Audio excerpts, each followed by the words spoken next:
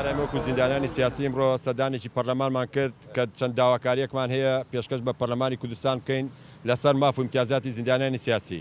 دیارە زیندانانی سیاسی چەند یاساوەڕۆچکایەکەیە کە شمولیان دەکا یەکێ لەو خاڵانە ئێستا لە پرۆژەی چاکسازی زیندانانی سیاسیان داناوە کە منحەکانیان لابەرن.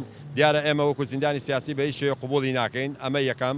دووهەم زیندانانی سیاسی منحەکەی لە هەرێمی کوردستان 10 ساڵە بە بڕیاری ژمارە 11 لە ساڵی بڕیاری ژمارە 11 ساڵی 2011 ئەو بڕیارە دەبێت بکرێتە 15 ساڵ و هاوتای هاوشێوەی 25 ساڵ هاوشێوەی حکوومەتی ئیتیحادی عێراقی لێ بکرێ.